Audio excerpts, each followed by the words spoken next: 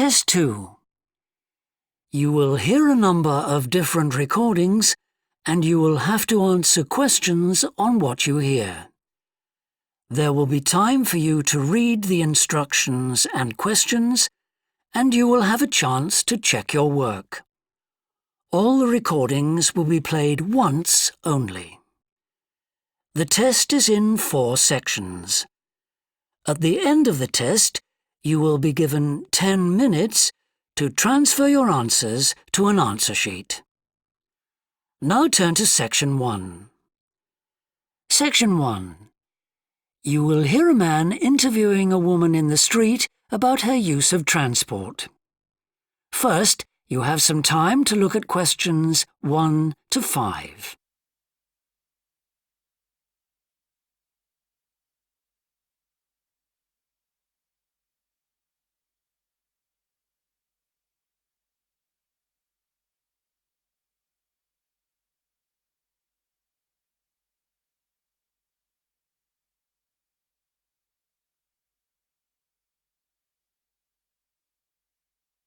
You will see that there is an example that has been done for you. On this occasion only, the conversation relating to this will be played first. Excuse me? Yes? I wonder if you could spare a few minutes to do a survey on transport. It won't take long. No, that's fine. Oh, lovely. The survey is on behalf of the local council. They'd like to know about what transport you use and any suggestions for improvement. Can I start by asking you how you travelled to town today? Sure, I came on the bus. The woman travelled to town by bus, so bus has been written in the space. Now we shall begin. You should answer the questions as you listen, because you will not hear the recording a second time. Listen carefully and answer questions 1 to 5. Excuse me? Yes? I wonder if you could spare a few minutes to do a survey on transport. It won't take long. No, that's fine. Oh, lovely. The survey is on behalf of the local council. They'd like to know about what transport you use and any suggestions for improvement. Can I start by asking you how you travelled to town today? Sure, I came on the bus. Great. Now, can I get a few details about yourself? OK. What's your name? It's Louisa Yes. Hardy. Can you spell that, please? Yes, it's Hardie. Great, thanks. And can I have your address? It's 19 Whitestone Road. Oh, right, I know that area. It's Bradfield, isn't it? That's right. Is the postcode GT7? It's actually GT8 2LC. Great. And could I ask what your job is? Are you a student? I've actually just finished my training. I'm a hairdresser. Oh, right. And one more question in this section. What is the reason for you coming into town today? Actually, it's not for shopping today, which would be my normal reason, but to see the dentist. Right. Thanks. Before you hear the rest of the interview, you have some time to look at questions 6 to 10.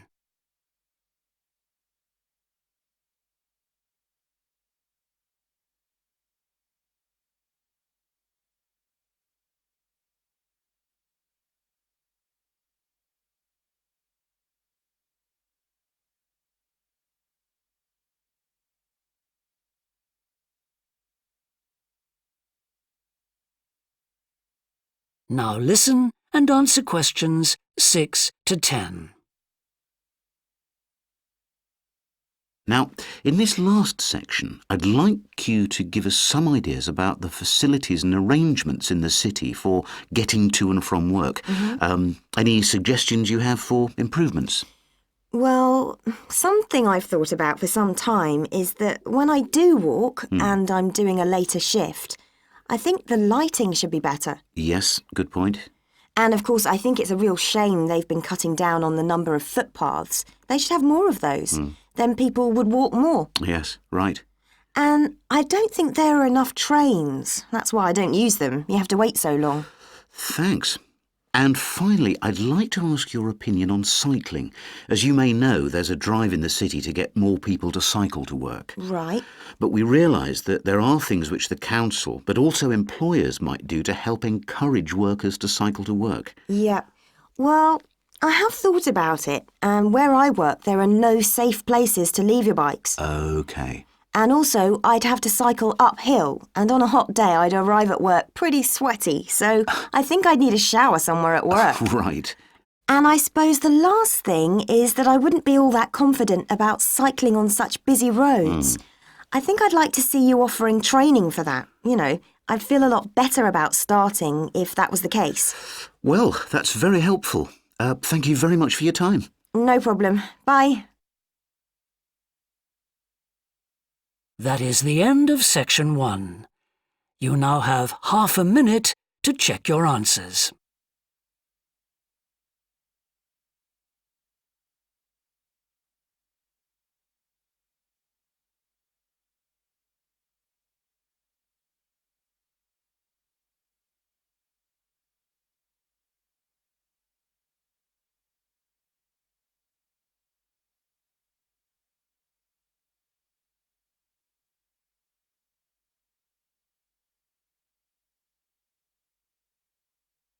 Now turn to section 2.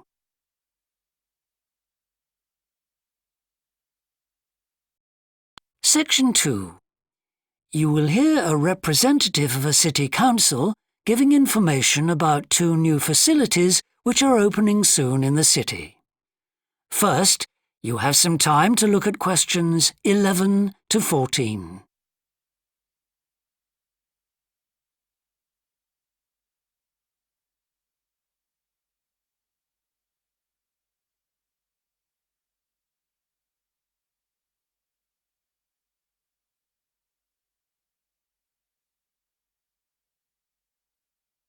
Now listen carefully and answer questions 11 to 14. Good morning. I'm very pleased to have this opportunity to say a little about 2 exciting new developments in the city: the Brackenside open-air swimming pool and the Children's Adventure Playground in Central Park. As many of you may know, the idea for these initiatives came from you, the public, in the extensive consultation exercise which the City Council conducted last year. And they have been realised using money from the SWRDC, the South West Regional Development Commission. First of all, Brackenside Pool.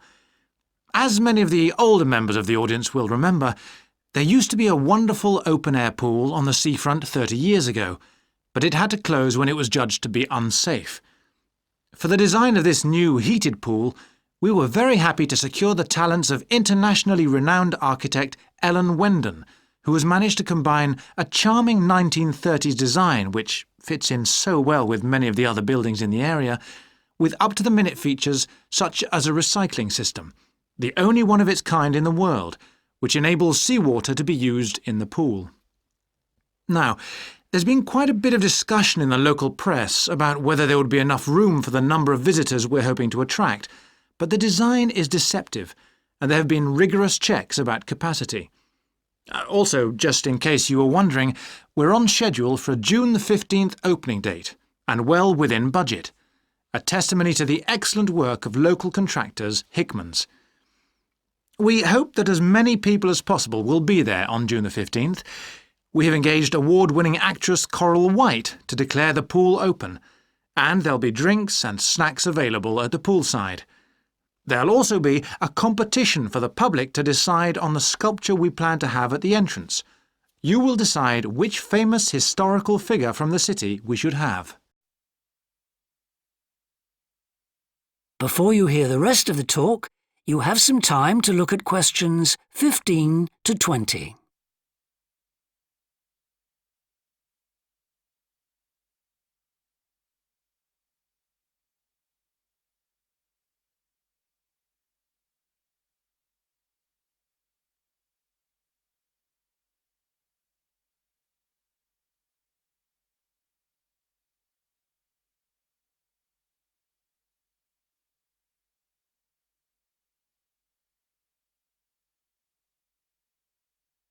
Now listen and answer questions 15 to 20.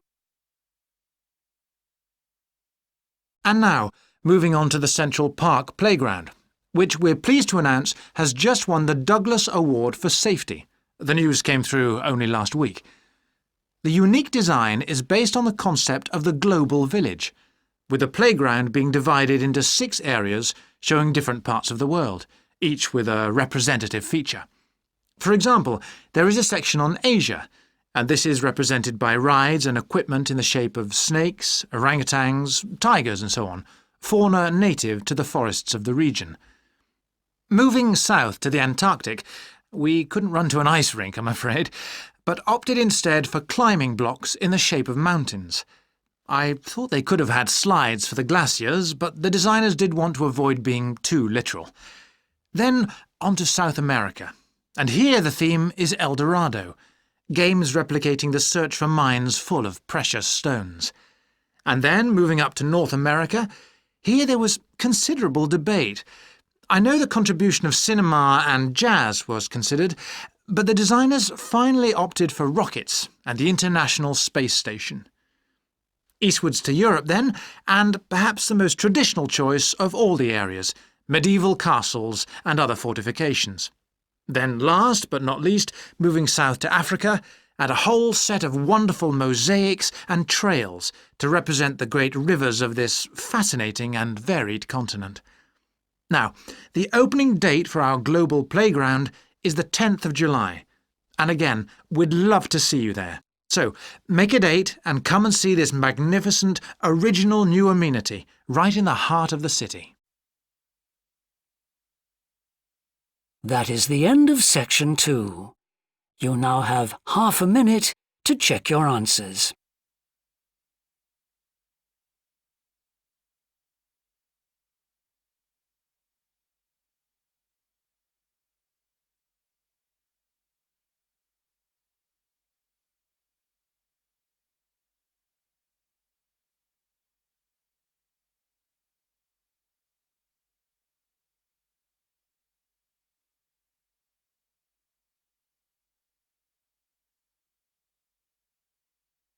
Now turn to Section 3.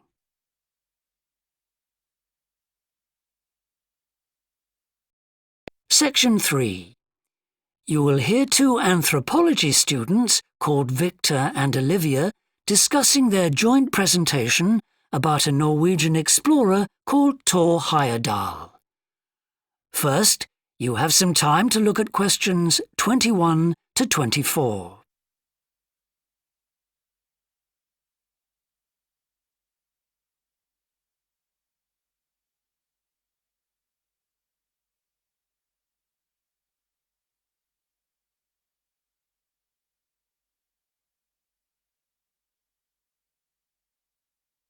Now listen carefully and answer questions 21 to 24. Right, well, for our presentation, shall I start with the early life of Thor Heyerdahl? Sure. Why don't you begin with describing the type of boy he was, especially his passion for collecting things? That's right. He had his own little museum. And I think it's unusual for children to develop their own values and not join in their parents' hobbies. I'm thinking of how Heyerdahl wouldn't go hunting with his dad, for example. Yeah, he preferred to learn about nature by listening to his mother read to him. And quite early on, he knew he wanted to become an explorer when he grew up. That came from his camping trips he went on in Norway, I think. No, it was climbing that he spent his time on as a young man. Oh, right. After university, he married a classmate, and together they decided to experience living on a small island to find out how harsh weather conditions shaped people's lifestyles. As part of their preparation, before they left home, they learnt basic survival skills, like building a shelter.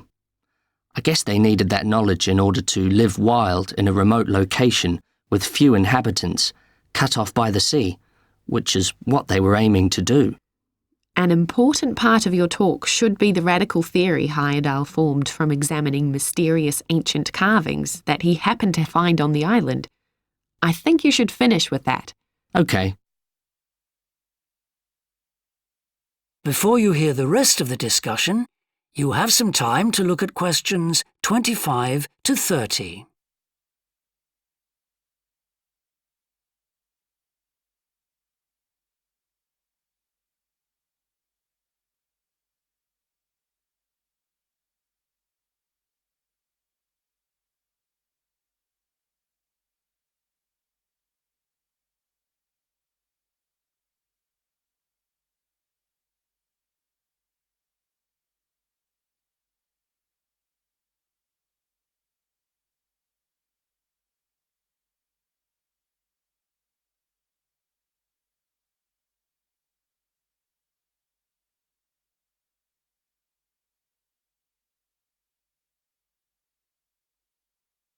Now listen and answer questions 25 to 30. All right, Victor, so after your part, I'll talk about Thor Heyerdahl's adult life, continuing from the theory he had about Polynesian migration. Up until that time, of course, academics had believed that humans first migrated to the islands in Polynesia from Asia in the west. Yes, they thought that travel from the east was impossible because of the huge empty stretch of ocean that lies between the islands and the nearest inhabited land. Yes, but Heyerdahl spent ages studying the cloud movements, ocean currents, and wind patterns to find if it was actually possible. And another argument was that there was no tradition of large shipbuilding in the communities lying to the east of Polynesia. But Heyerdahl knew they made lots of coastal voyages in locally built canoes. Yes, or sailing on rafts, as was shown by the long voyage that Heyerdahl did next. It was an incredibly risky journey to undertake. Sometimes I wonder if he did that trip for private reasons, to show others that he could have spectacular adventures. What do you think, Olivia? Well, I think it was more a matter of simply trying out his idea, to see if migration from the east was possible. Yes, that's probably it. And the poor guy suffered a bit at that time because the war forced him to stop his work for some years. Yes. When he got started again and planned his epic voyage, do you think it was important to him that he achieve it before anyone else did? I haven't read anywhere that that was his motivation. The most important factor seems to have been that he used only ancient techniques and local materials to build his raft. Yes. I wonder how fast it went. Well, it took them 97 days from South America to the Pacific Islands. And after that, Heyerdahl went to Easter Island, didn't he? We should mention the purpose of that trip.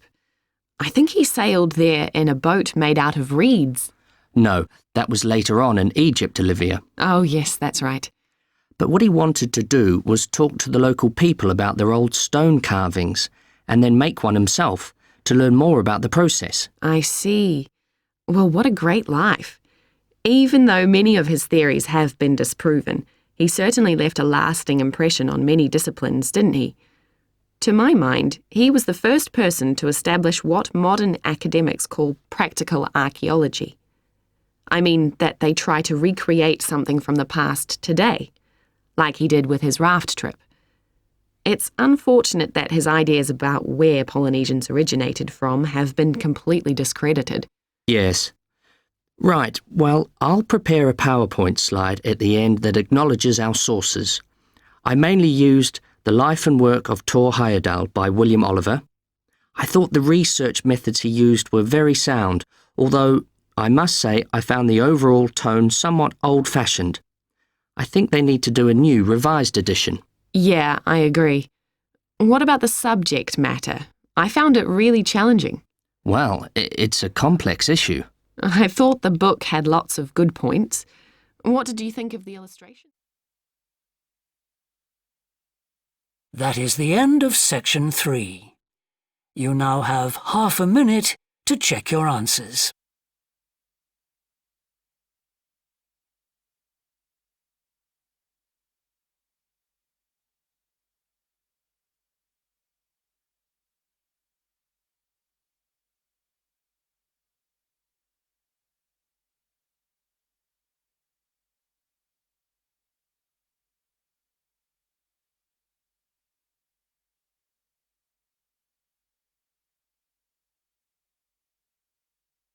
Now turn to Section 4.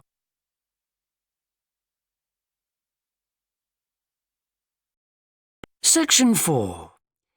You will hear a business student predicting how management might change in the next few years. First, you have some time to look at questions 31 to 40.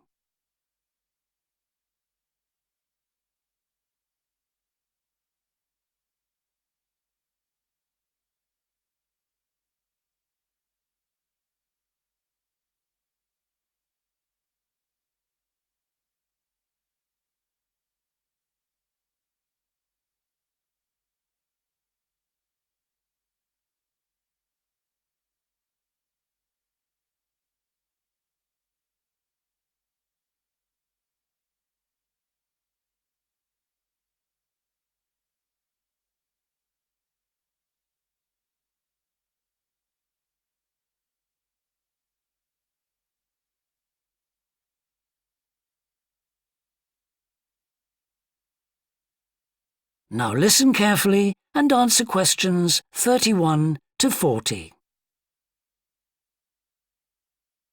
Well, I've been talking to managers in a number of businesses and reading surveys about the future of management. And what I'm going to present in this seminar is a few ideas about how the activity is likely to change in the next 10 years. It isn't a scientific statistical analysis, just some ideas for us to discuss. One area I want to mention is business markets, and I'm sure a really significant development will be a major increase in competition, with companies from all around the world trying to sell similar products. Consumers will have much more choice. For instance, food products sold in Australia might be manufactured in the USA, China, Finland, and dozens of other countries. At the same time, mergers and takeovers mean that governments are actually losing power to major global corporations. We can probably all think of companies that exert a great deal of influence, which may be good for consumers. A third point I want to make about markets is that in the rapidly expanding economies, such as India, China, Brazil, and Russia, demand is growing very fast. This is putting pressure on resources all over the world. I think businesses are becoming more open to external influences. In particular, companies are consulting customers more and more before making their business decisions. Companies are finding out what they want and providing it, instead of making products and then trying to sell them, which is the model of years ago. Another influence is that concerns about the environment will force manufacturers to extend product life cycles to reduce the amount of pollution and waste. And, in some cases, regulation will need to be strengthened. Many societies are much more fluid and democratic, and the structure of companies is changing to reflect that. I think we're going to see a greater emphasis within companies on teams created with a specific project in mind. And when they're completed, the teams will be disbanded and new ones formed. More and more people see work as simply one part of their lifestyle, and not the most important one.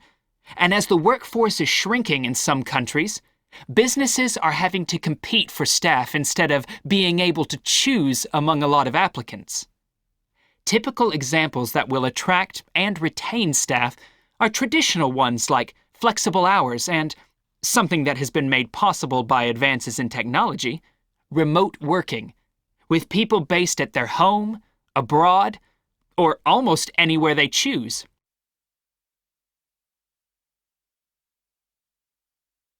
Management styles will almost certainly continue to change. Senior managers will require a lot more than the efficiency that they've always needed. Above all, they'll need great skills in leadership so that their organization can initiate and respond to change in a fast-moving world where they face lots of competing requirements and potential conflicts. In most of the world, the senior managers of large businesses are mainly men in their 50s and 60s. The predominant style of management will almost certainly become more consultative and collaborative caused, above all, by more women moving into senior management positions. Many of the changes are influenced by developments in the wider economy.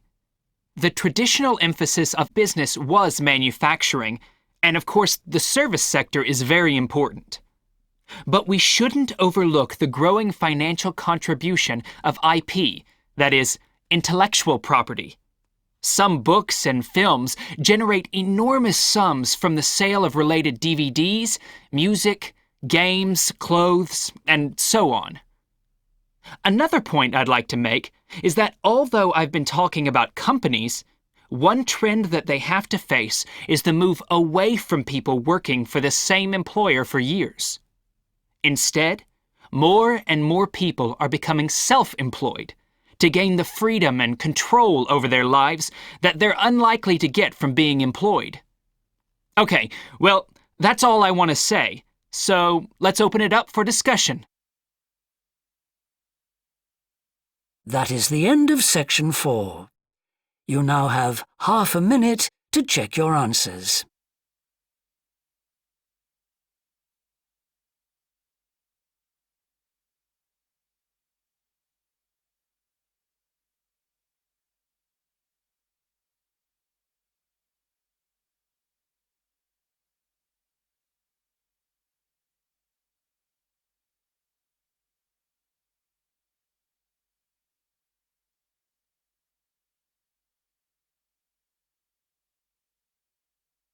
That is the end of the listening test. In the Ielts test, you would now have 10 minutes to transfer your answers to the answer sheet.